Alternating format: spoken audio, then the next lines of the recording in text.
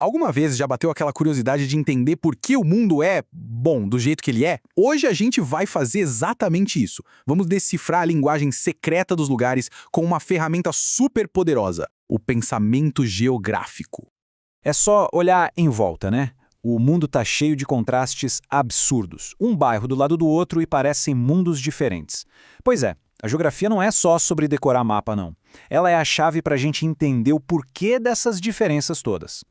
Então, pode esquecer aquela aula de geografia da escola, tá? O poder de verdade da geografia tem em outra coisa. Em conseguir enxergar o que está por baixo dos panos, os sistemas de poder, de cultura, a desigualdade que, no fim das contas, molda a vida de todo mundo.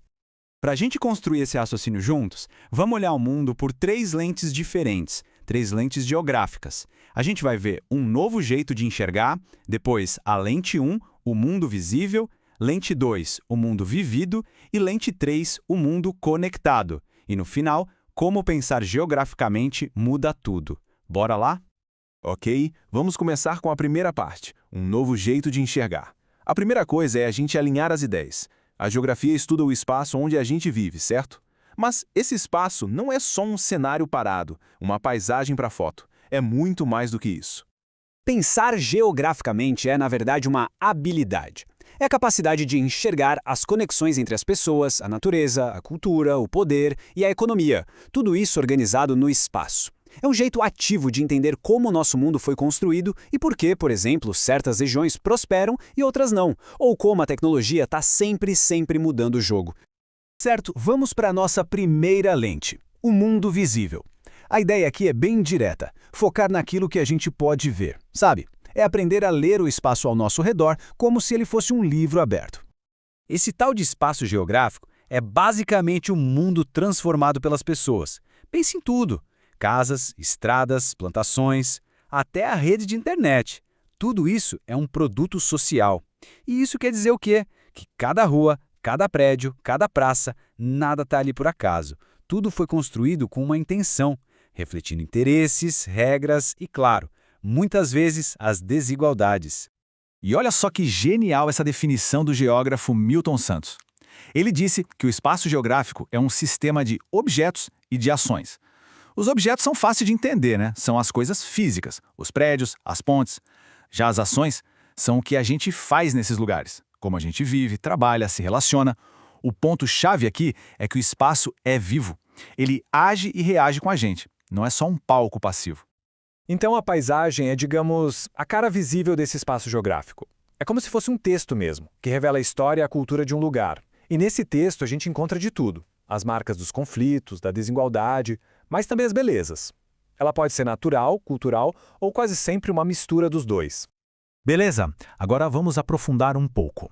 Nossa segunda lente é o mundo vivido. A gente sai um pouco do que é só visível e mergulha na experiência humana.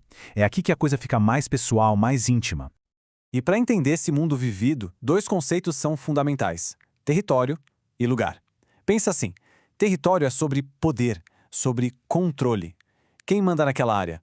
O Estado? Uma empresa? Uma comunidade? É onde rolam as disputas. Já o lugar é sobre sentimento e identidade. É a sua rua, a padaria da esquina, o parque onde se brincava na infância. É um espaço cheio de memória, de afeto. É a diferença gritante entre um endereço e um lar, percebe? E é por causa dessa diferença que quando uma comunidade é forçada a sair de onde vive, o impacto é tão devastador. Perder um lugar é muito mais do que perder um espaço físico. É perder memória, cultura, segurança emocional. É um processo de desenraizamento, de arrancar a pessoa da sua própria história. E agora, nossa terceira e última lente, o mundo conectado. Com ela, a gente vai dar um zoom out para enxergar os sistemas invisíveis de poder que conectam o nosso dia a dia com forças globais. Para isso, os geógrafos usam uma ferramenta chamada escala. É um jeito de analisar as coisas em diferentes níveis. A gente começa no local, o bairro, a cidade, sobe para o regional, que é um conjunto de cidades, tipo uma região metropolitana. Depois vem o nacional, que é o país, com suas leis e políticas, e por fim o global, o planeta inteiro, com todo o fluxo de informação e mercadorias. O mais importante é entender que tudo isso está conectado, uma escala influencia a outra o tempo todo. O nosso mundo hoje funciona com base em redes e fluxos. As redes são as estruturas invisíveis, as veias e artérias do planeta, estradas, cabos de internet e rotas de navio. E os fluxos são tudo que corre por essas veias: mercadorias, dinheiro, pessoas, informação. É esse movimento constante que organiza e molda a nossa economia e a nossa sociedade. Só que tem um porém gigantesco: essas redes não chegam para todo mundo do mesmo jeito. O mesmo Milton Santos que a gente já citou chamou isso de meio técnico científico informacional seletivo. Um nome comprido, mas a ideia é simples. A tecnologia, a infraestrutura de ponta, ela chega primeiro e melhor onde tem interesse econômico e não necessariamente onde a necessidade social é maior. E o resultado disso? Uma desigualdade socioespacial brutal.